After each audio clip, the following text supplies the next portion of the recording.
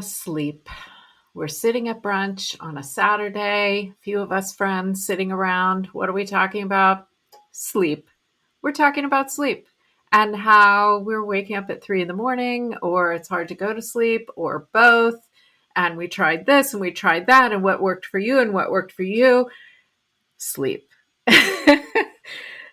When I met today's guest, she told me about her method of helping her clients with their sleep issues in midlife, and I was intrigued. So I think you will be too. Let's talk about it.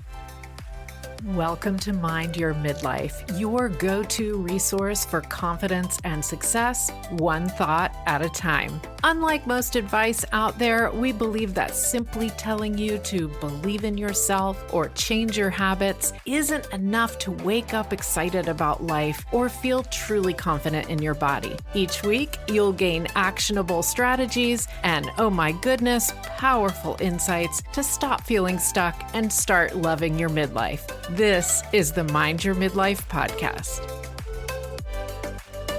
I confess to you that I do not typically have a problem falling asleep. And my husband, I think for many years, has been jealous of that. We're working on it for him. It's getting better for him. But I have always been one to get in bed, and I love to read a novel, something for fun before I fall asleep, and then I go to sleep. However, as I hit my 50s, I definitely noticed that I was waking up more during the night. And sometimes it's a quick wake up where I just need to flip over, and maybe you'll recognize this in yourself as well. I think maybe our bodies can't be in the same position as long as they used to be able to be without moving so that we don't get stiff. So a lot of times I kind of wake up quickly, I need to flip over to my other side, and then I go right back to sleep. But there is often, somewhere around 3 in the morning, a time when I wake up and my brain is just going. And I'm worrying. And I have a sort of mini meditation that you heard me talk about on a previous episode, which I will link in the show notes, where I talked through how you relax kind of from your toes to your head. And that is usually really helpful. But why is it happening? And are you trying to treat your sleep issues with various things? Have you thought about medication? Do you not want to do that? Have you thought about taking supplements? Do you not want to do that? What have you tried? There's so much out there. And my guest today is going to help us with some totally free and intriguing concepts related to sleep. Morgan Adams is a transformative, holistic sleep coach who works with midlife women to conquer that battle with sleepless nights without relying on sleep medications. She herself went through a major long-term struggle with insomnia and a dependency on sleeping pills for almost a decade. So she really gets it. I am super excited to have this conversation.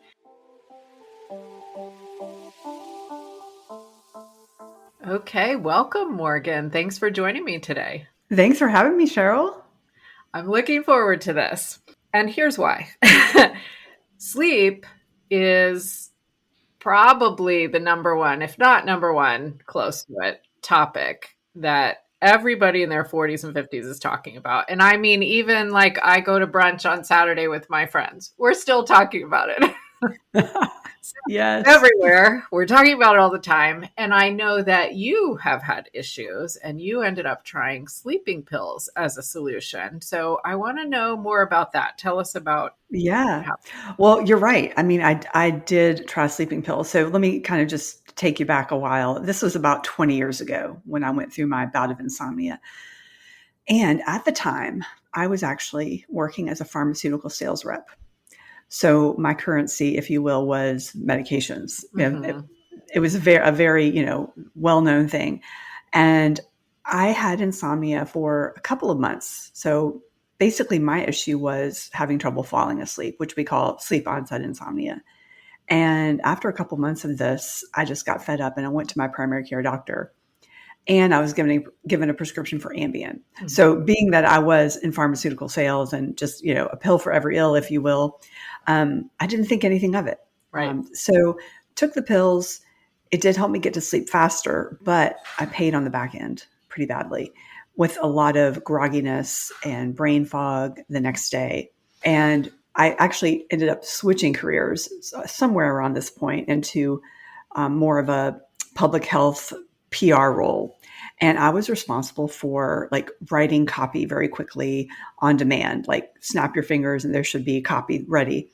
And I remember several times in this job where I got reprimanded because if they needed something quickly, my brain was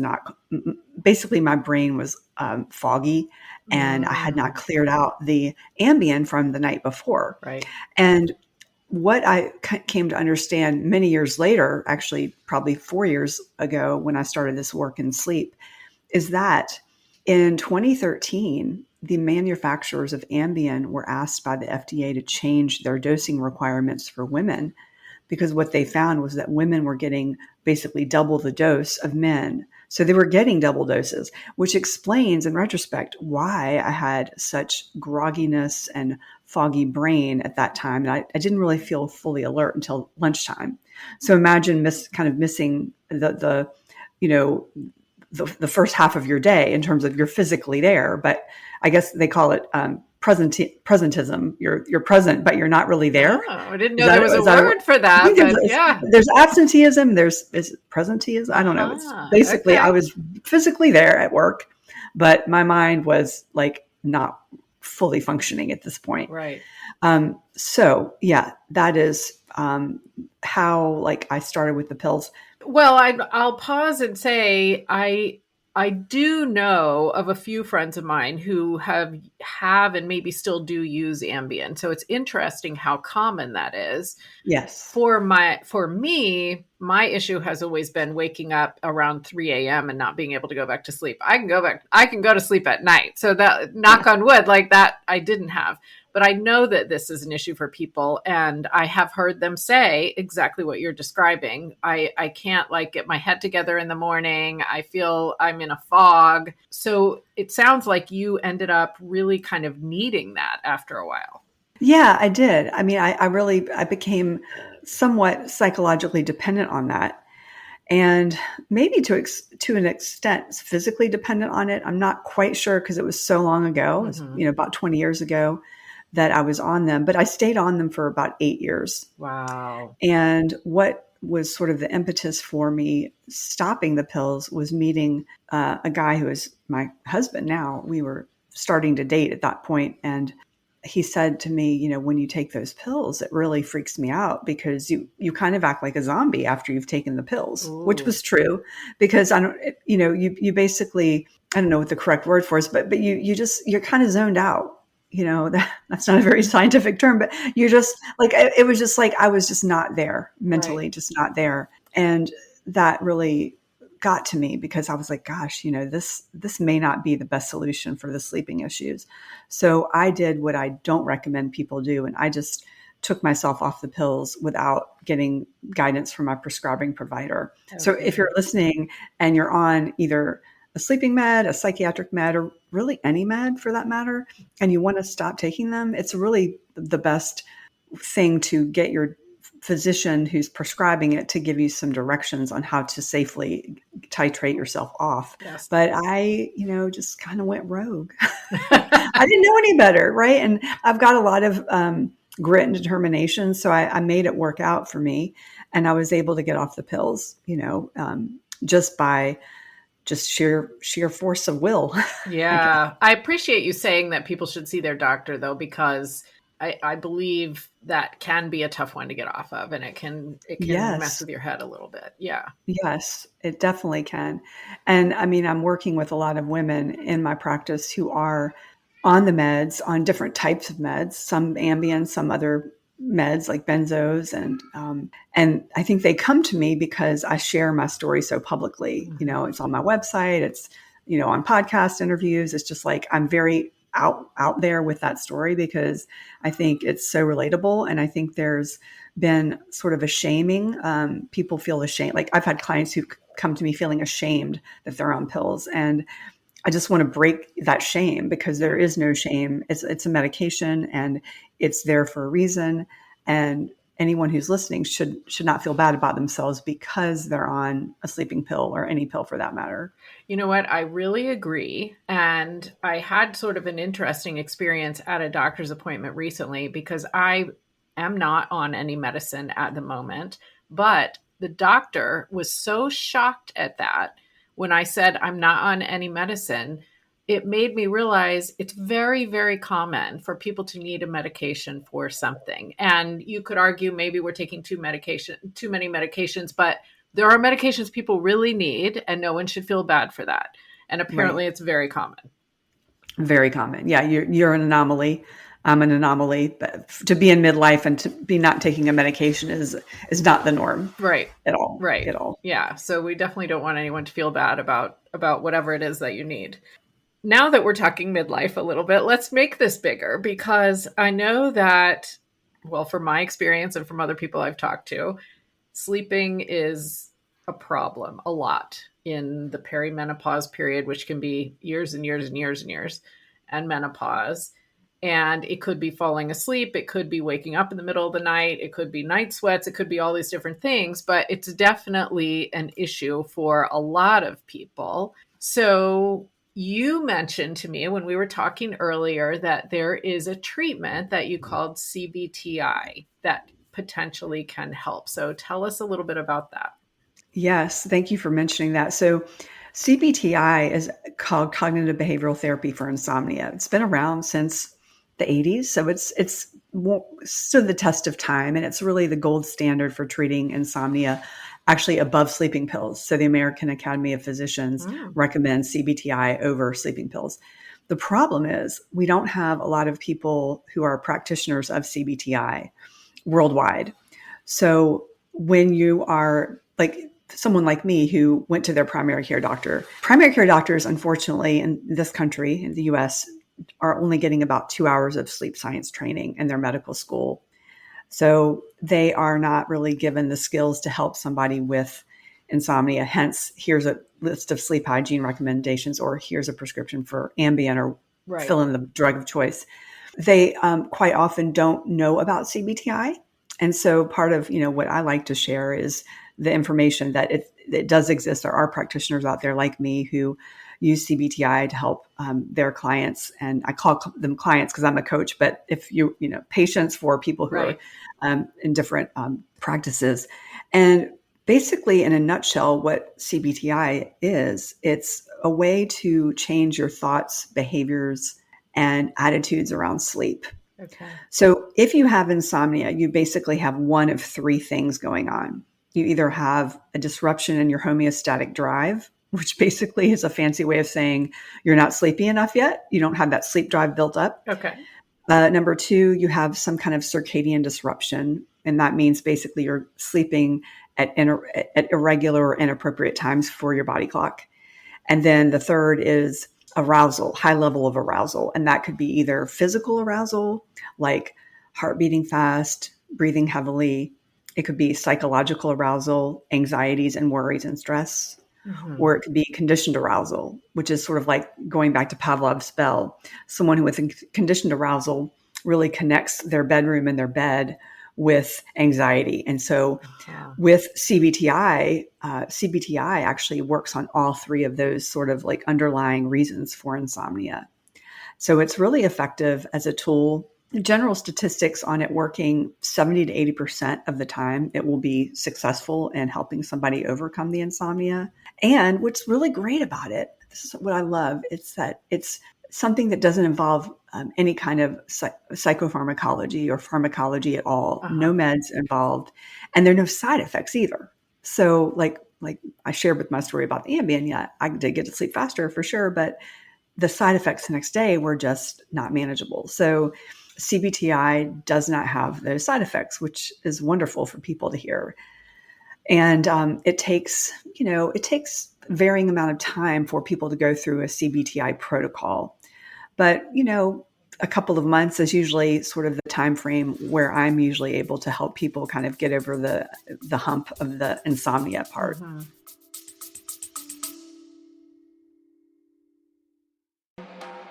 Want more support, more connection, and more mindset tools in your midlife? Now is the perfect time to join Midlife Pivot on Patreon because all membership perks are totally free for the month of August. You get to check everything out. Starting this fall, we'll have a Midlife Momentum Collective and a Midlife Breakthrough Experience. Can't wait for you to see those. I'll see you in there. Patreon.com/mindyourmidlife.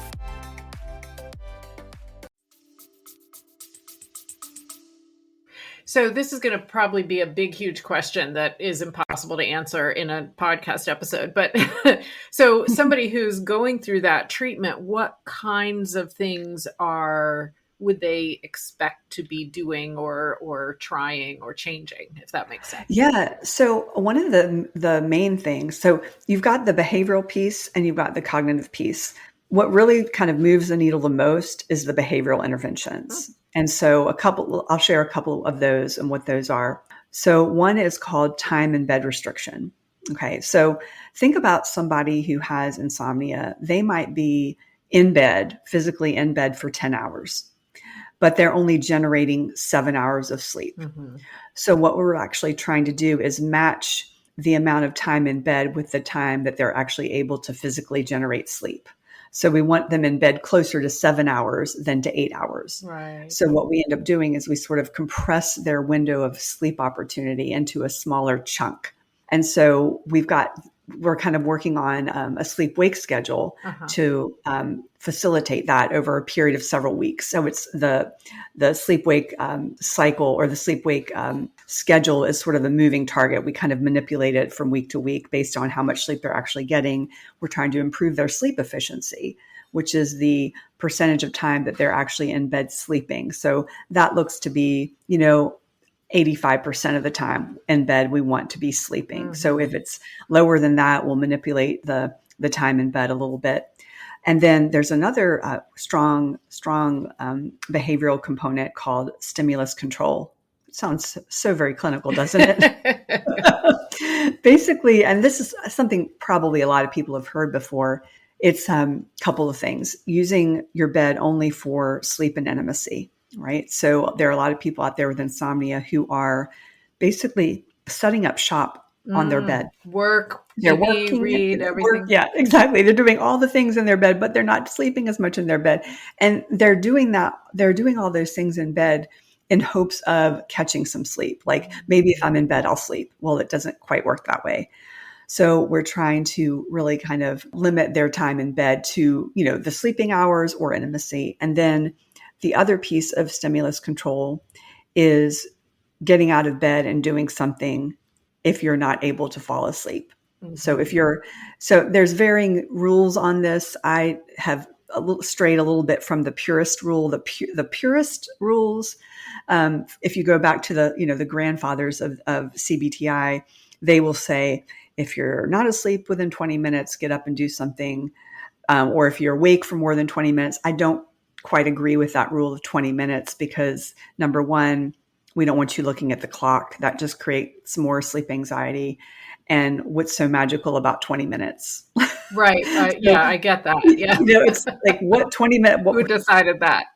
Seems kind of arbitrary. So really how I use it in my practice is I say, okay, if you're lying in bed and you're becoming anxious about the fact that you're not sleeping, you're tossing and turning, and feeling that sort of like, it's almost like a switch in your head where you're just like, I'm just not going to sleep. Like you're like, okay, this is not going to happen. That's really a cue to get up and go to another room, ideally, and do something that is, and again, this is where I veer off from the purists. The purists will say, do something boring. Right. Well, I don't really think boring is really what we're looking for. I think we're looking for something just not stimulating.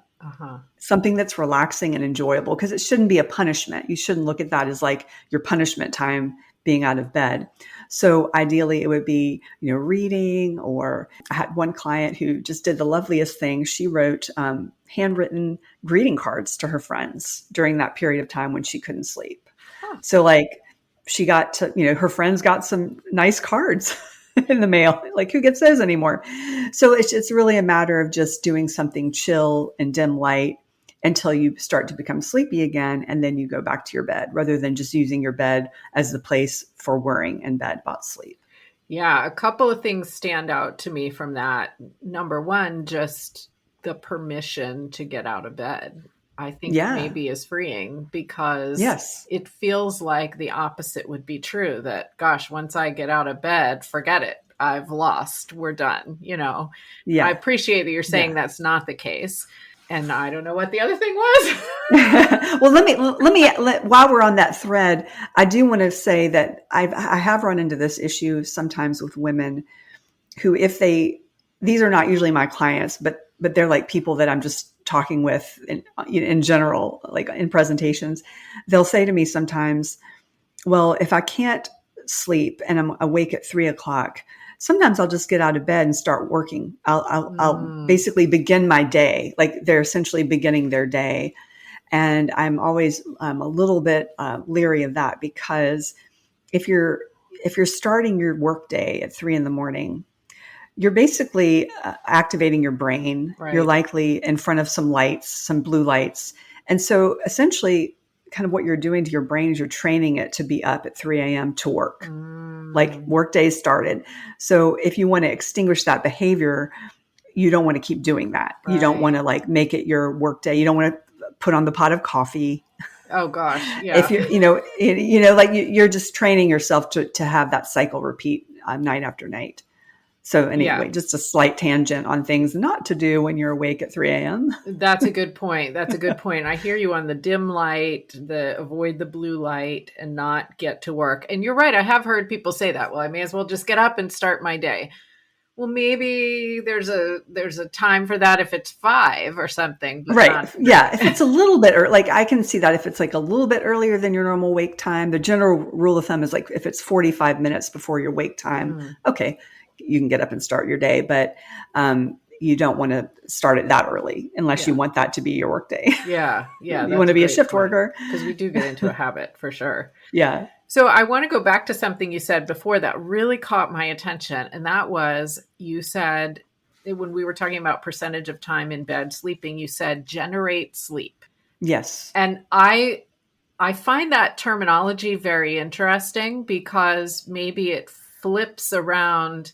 It moves us away from this I'm trying to go to sleep thing to something that I don't know how to put it into words. But anyway, interesting term. Yeah, I don't use that term a whole lot, but it's rather clinical. But it's really more like if you think about, everyone's body has the capacity to produce or generate a certain amount of sleep, and yours may be different than mine. Like you might really, really need a certain amount, and I might need less than that. So that's kind of how I use that term, as the generating. It's just like we have this sleep drive that needs to be satisfied, and that is satisfied with our larger chunk of sleep at night. I like that whoever's listening is hearing that too, because I like this idea that we need, maybe not even need, we want to sleep because that's a part of life and that's what we need to do, as opposed to, I think sleep feels like, okay, I did as much as I could, now let me give in, if you know what I mean. Yeah. And so, I mean, all of us know we shouldn't think about it that way, but I think we still end up thinking about it that way sometimes. Yeah, I would agree. Yeah. Yeah. So then the other thing that stuck with me from a couple of things that you said was, if you're trying to minimize the amount of time that you're in bed and not sleeping, do people end up staying up later? Because I wonder if that feels like, I don't know how well that would work, Yes. Interesting observation. Yes. Quite often they will end up staying a little bit later. Because they're basically compressing that time in bed. So if they go to bed, like a lot of times people will go to bed at like I'm just throwing this out like at 9, because like they always feel like they need more sleep because they have insomnia. So they're like, I'm going to go to bed at 9 in hopes of getting extra sleep. But the problem is they're not actually adequately sleepy. Their sleep drive has not had a chance to fully build up over the course of the day. And so they get in bed at 9 o'clock and they're not really sleepy. They're just sort of like doing it to kind of check the box. I see. So the purist for CBT-I, I keep going back to the purist because I don't know, there's just some opinions that I have on like some of the things that they've done. Some of them will have the client or patient stay up till like 1 o'clock in the morning. Oh. Now, I personally don't agree with that degree of keeping somebody up for that long, because then you're getting into the whole circadian rhythm issue and the fact that people who are staying up so late sometimes suffer ill health consequences because our circadian rhythm, we're diurnal creatures, we should be sleeping during the night. Right. So there's a fine line there that I'm trying to straddle. And so quite often I'll do a little bit more of a gentle, what I call the sleep compression. So if they're going to bed at 9, I might, challenge them to stay up till 10 to get their sleep drive a lot more, built up so that they're sleepier. And what often ends up happening for the people who have those middle of the night wake ups, those wake ups will often diminish because they're sleeping through them, because they've really just built up their sleep drive. Not all the time, because there's a multitude of reasons for why people are waking up, but that often, that going to bed later can often counterintuitively help people sleep better. And then what we'll end up doing sometimes is we'll have them, go to bed later. And then once their sleep efficiency has been built up to like 85% or more, we'll go back a little bit gradually, allowing them like more, like maybe 15, 30 minutes more sleep a week until they kind of get that sweet spot. So you're kind of just looking for that just real nice, comfortable sleep schedule that fits your needs for sleep. Okay. Interesting. Yeah. It's not exactly what I expected you to say, which makes it even more interesting. Well, a lot of it does seem quite counterintuitive. And that's the interesting thing about when people are having sleep issues like insomnia, some of the common sense things that we might do, such as go to bed earlier and sleep in, they end up backfiring on us. Because I used to do this all the time when I had insomnia and had a bad night of sleep. I'd want to sleep in. And there are a couple problems with sleeping in. Is number one, that extra sleep, that extra half hour is really kind of fragmented sleep. It's not your deep sleep, your restorative sleep. And by sleeping in, what you're doing is you're cutting into your sleep drive for the following night. So even if you've had I know it sounds really unpalatable to hear, but if you've had a really bad night of sleep, the best solution is to really get up at the same time you're normally getting up, even if you haven't had enough sleep, because you're allowing that sleep pressure even more of a chance to build up. So you'll likely sleep better that night after a bad night of sleep, because your body is sort of going to compensate and really kind of grab that deep sleep. Interesting. Quite often, not 100% of the time, but that's usually sort of the pattern that people have. So that leads me to a question, and this is completely for me, but maybe if you're listening, this will affect you as well. I'm sure it will, someone out there. If I've had a long week and I'm just thinking to myself, man, I travel a lot. So if I'm home on the weekend, I'm excited to be home, and I am excited if I don't have to go anywhere in the morning. And I just want to relax. And so I am so excited that I want to stay in bed for a little bit longer and sleep a little bit later. And I know that in general, I probably shouldn't do that. And I should have similar schedule every day. And we're not talking about until noon, but maybe a couple of hours later. But I really enjoy it most of the time. And I find it relaxing. And it's like my treat to myself. So does the fact that I look at that in a very positive way help at all, even though maybe I shouldn't mess up my schedule? You are like a gazillion other women I've talked to. Trust me. Trust me, Cheryl. A lot of people are asking this too. We really want to make sure that we kind of keep the same schedule on between the weekend and the weekday, because our bodies and brains don't know the difference. Like our circadian rhythm can get really misaligned if we stray too far out on the weekend. And I mean, in my 30s, I was very much like this. I would sleep in way longer, and then suffer the consequences on Sunday and Monday. But really, but we need to be realistic, right? So I think the compromised approach is you can allow yourself like maybe an hour leeway, maybe one day of the weekend, like maybe pick one day of the weekend that you're going to kind of give yourself the extra hour and not feel bad about that, but like let that be it and not let it continue. Right. So an hour seems to be like the safe space, like to deviate a little bit. So that might be something to, just consider. Yeah, that feels reasonable for sure. Yeah. And then like, to kind of elaborate on like the whole treating yourself, like you should be treating yourself. You work hard all week.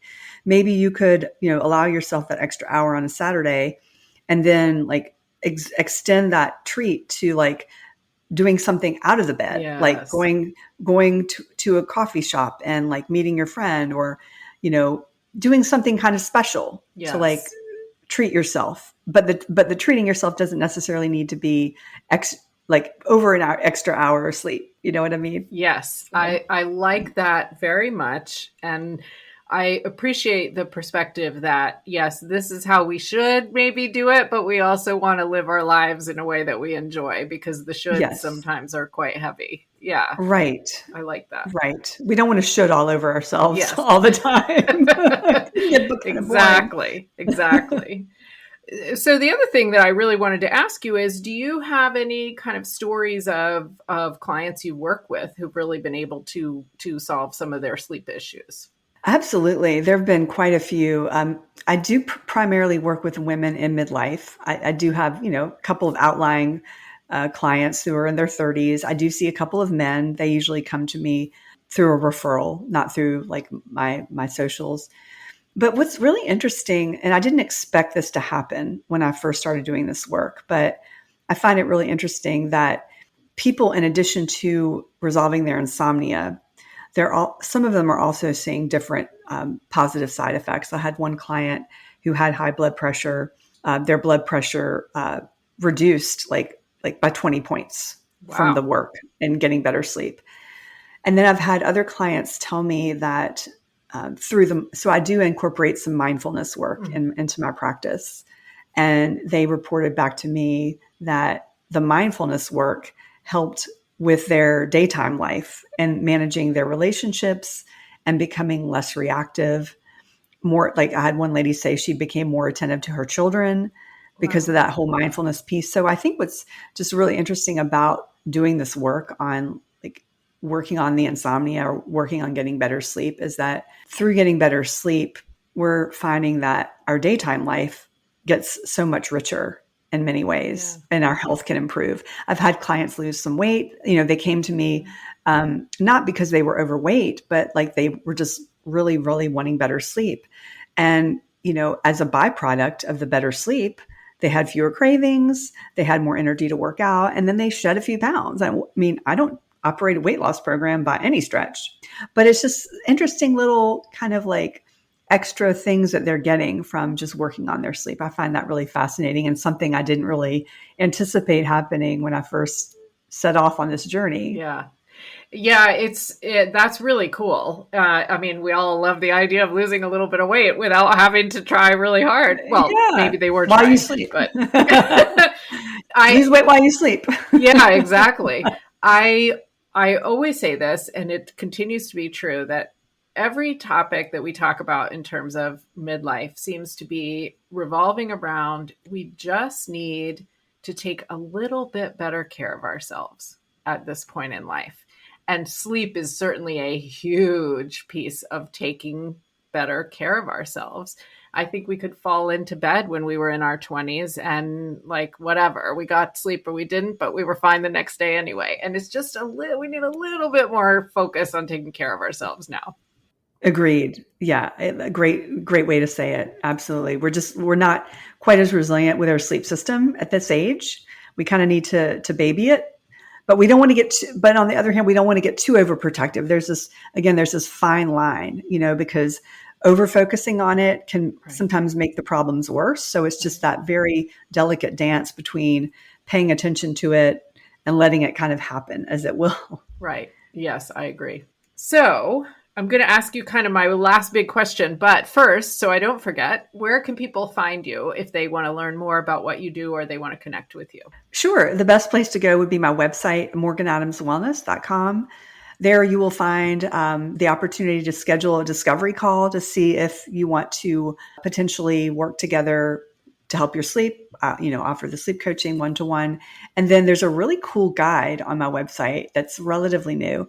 And it's called Awake Again at 3 a.m., your guide to why you're waking up and what to do about it. You can download that guide for free. And it's got all sorts of tips on the origins of the 3 a.m. wake ups, what to do about it, what not to do. So it's a great resource for people who are like having those consistent middle of the night wake ups. Isn't it funny how it's always 3 a.m.? I don't know what it Quite is. often it is. Quite often it is. What is it about 3 a.m.? Is there a particular thing about that timing? It's so funny. My sister actually texted me this earlier, just an hour ago. Well, yeah, there are many different things, and I go through a lot of it in the guide. Okay. But there's something about cortisol spiking potentially a little bit too early. Okay. There's overheating. There's potentially sleep breathing issues. Yeah, just a few to ponder. Yeah, very interesting.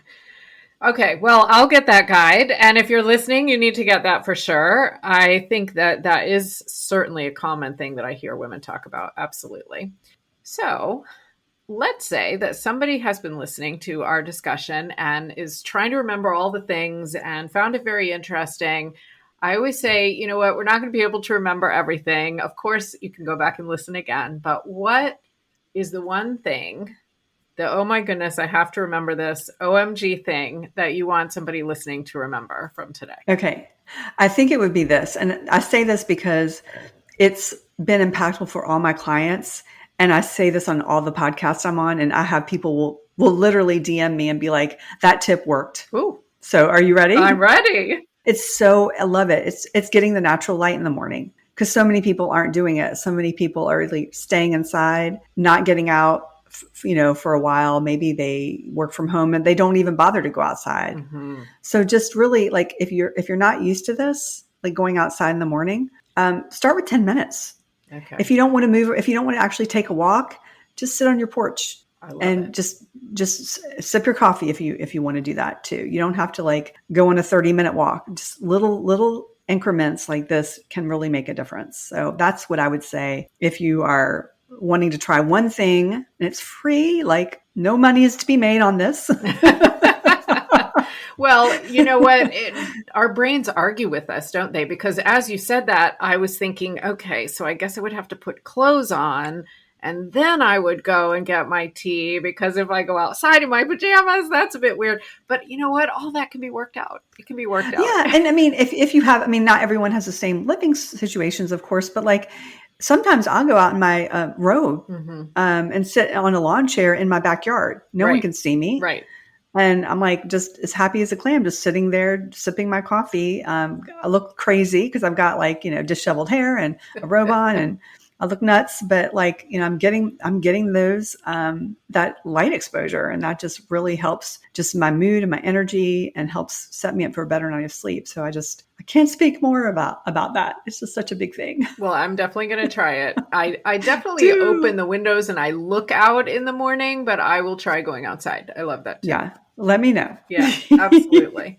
Well, Morgan, thank you so much for joining me today. I know people are going to get a lot out of this episode. You're welcome. Thanks for inviting me. I love Morgan's OMG moment tip. Go outside in the morning, even for 10 minutes. And interestingly, after we hit the stop button on the recording, I told Morgan that I do try to make sure I'm looking out the window in the morning, but I haven't been going outside. And she said, here's the issue. A lot of our modern windows have glass that is treated with some sort of filter, filtering the rays so that they don't fade the furniture or don't heat the house as much, or all of those things that are really good things. But our eyes are not necessarily getting the light in the same way that they would as if we went outside. Maybe a screen porch would be okay as well if that's what you have. So very interesting tip. And I would love to hear from you on social media, Cheryl P. Fisher on all the socials. I would love to hear from you if you try this, going outside first thing in the morning, and if you see a difference. And I know Morgan would love to hear from you as well. So I hope that this makes a difference in your life, because as one of my guests on the podcast from a few months ago, Lynn Bowman, who is 79, said, love your sleep, stop whining about your sleep.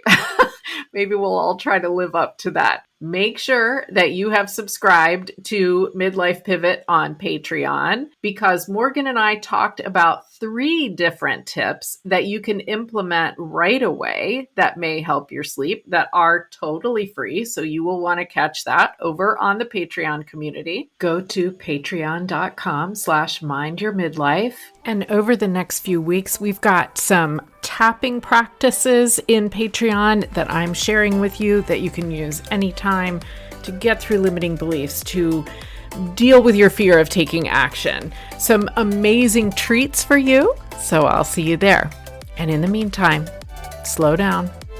Notice what's going on around you, what's going on in your head, and let's create something amazing.